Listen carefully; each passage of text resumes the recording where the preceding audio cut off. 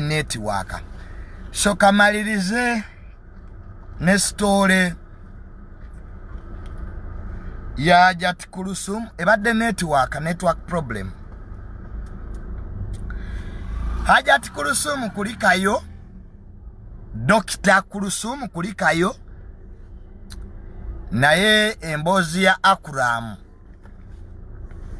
Acram yankubiddeko mukwano gwange lwakuba embozi ye tegatta bulungi, naye Hajjat Kuluthum tukusaba bambi tobaako interview gyokola tukusaba Hajjat Kuluthum tobaako interview gyokola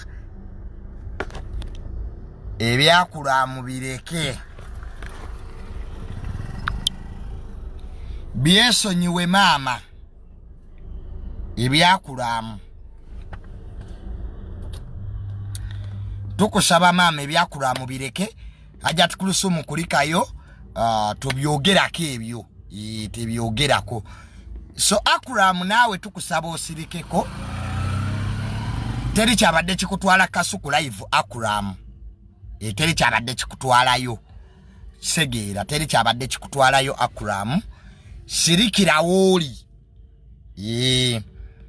story yo mwami Acram oli mukwano gwange naye it doesn't make sense right now to prove okitegeera sirikira woli ne Hajjat Kuluthum asirike ebintu bikakane kitegeera don't make more interviews Acram don't making more interviews it doesn't make sense ekyo nkiresaawo wali ogenze kutemesa seeka Acram nga malaya yamala n'afuuka obuzibu kati ekyo kireke don't give more explanations kwa bulijjo okoma okunnyonnyola okola ensobi Acram sirikako Acram sirika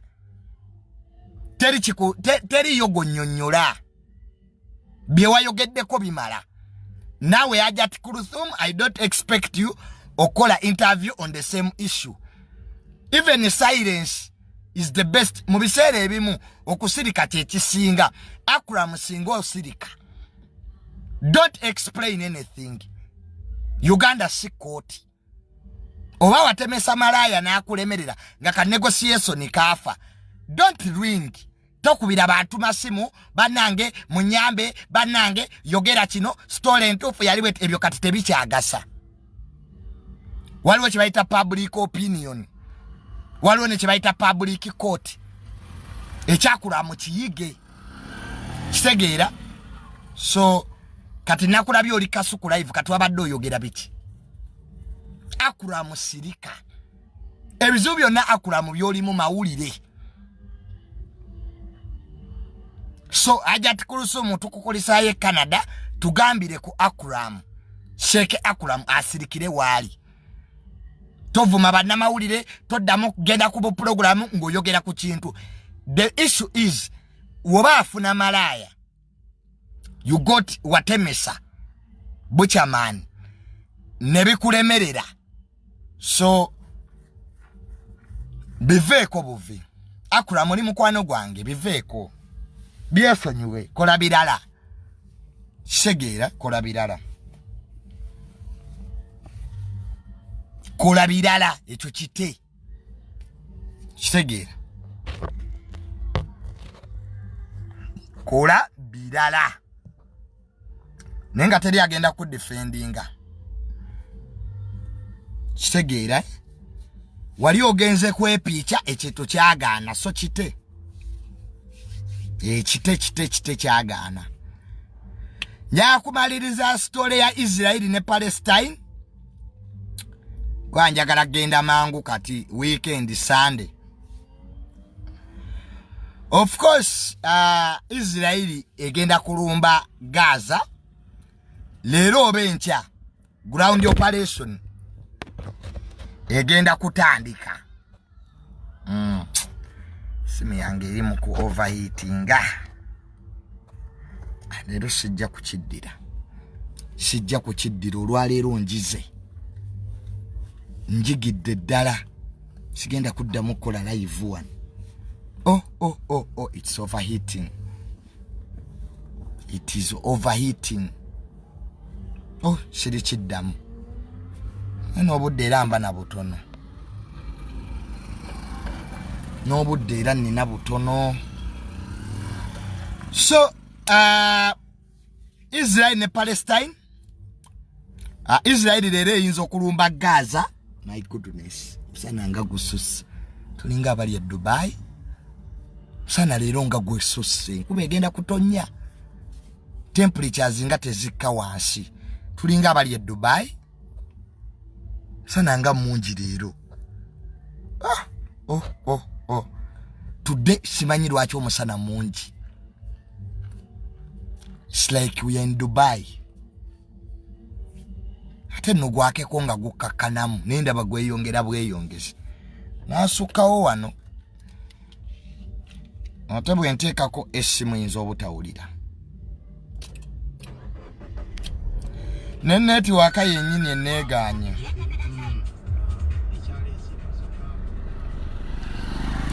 Neneti waka yennyini olwaleero yagala kunneegaana. So kamalirize ne Israel ne Palestine. Leero Israel erabika ya kulumba obenkya kye bayise ground invasion. Tanka n'atirale ziyingire munda mu Gaza.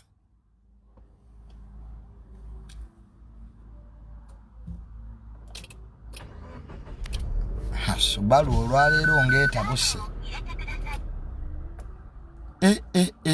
Bannayireera embeera y'obudde yo sigitegedde, omusana gunfuukidde omusana wano. Era siri kiddamu kola live nga ndi mu mmotoka. The car is overheating. Bwe nateekako esi y'amaanyi nnyo temujja wulira. So actually I have learned today. I've been quite disorganized. So Israel ne Palestine, Israel genda kulumba ground invasion ng'ekozesa tanka n'atirale ne drones okuba ba Hamas. Leero ebayinza okutandika obenkya. Prime Minister Benjamin Netanyahu, Prime Minister wa Israel, yachaddeko ku front line. Yachaddeko ku border ya Gaza, ekibuga bakita Acram, ekibuga kya Israel ekiriraanye Gaza. Prime Minister wa Israel ejjo yachaddeko ku front line mu bukuumi obw'ekitalo.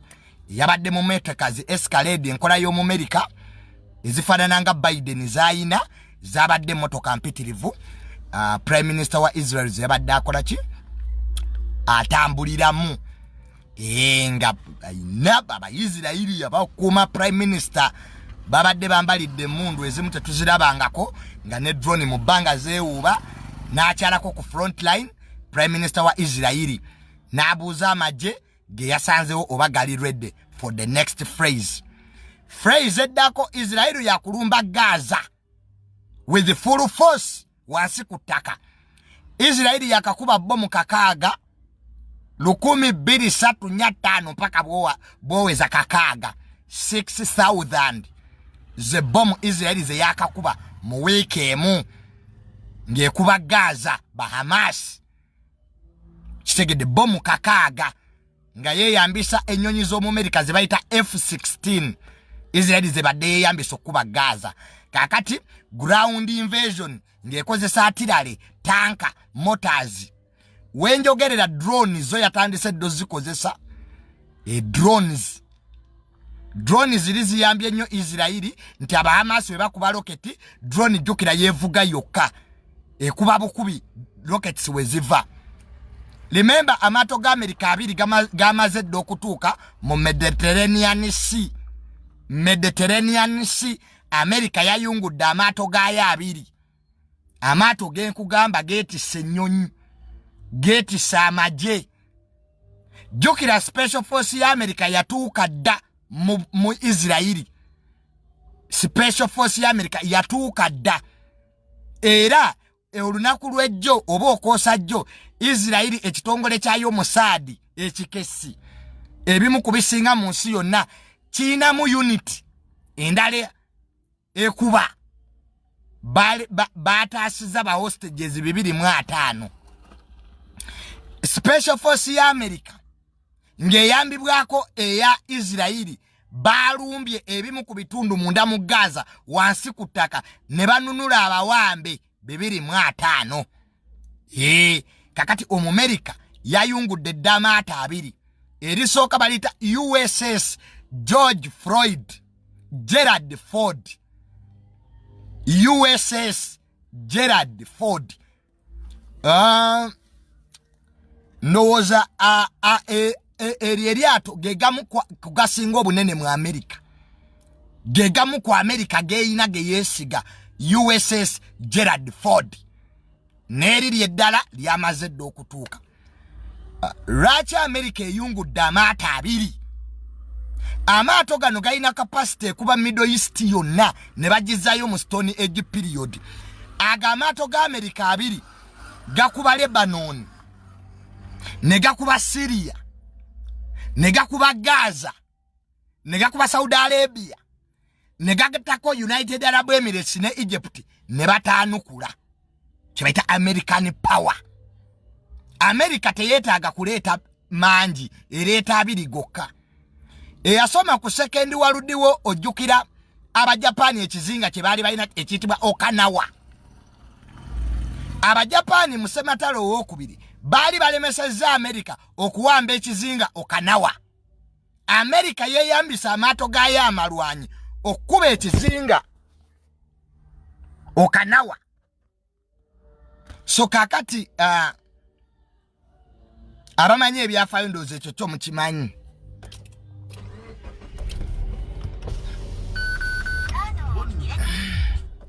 Ekyo kyo mukimanyi nti Abamerika bali bagala kuba ekizinga ekyo ne beeyambisa amaato gaabwe. So gatuuse dda mu Isirairi. Isirairi gegamu ku mawanga gakirimanyi mu nsi yonna. Teri kyakulwanisa Isirairi kyetayina mu nsi muno. Baina drones ez'omutawaana, baina intercontinental ballistic missiles, baina Arrow 1, Arrow 2, Arrow 3 ezo defensive systems ez'omutawaana ezikuba missiles, baina David Sling. Ampuliriza zino systems zenjogerako za bulabe. Baina submarine eziri nuclear armed ze bayita Dolphins. Saako Iron Dome eyo yekuba rockets. Naye bwokuweereza zi missiles omu Israeli ngajjayo Arrow 1, Arrow 2 ne Arrow 3. Kakati bwoluleeta nga lutalo lw'amaanyi ngajjayo gye bayita David Sling.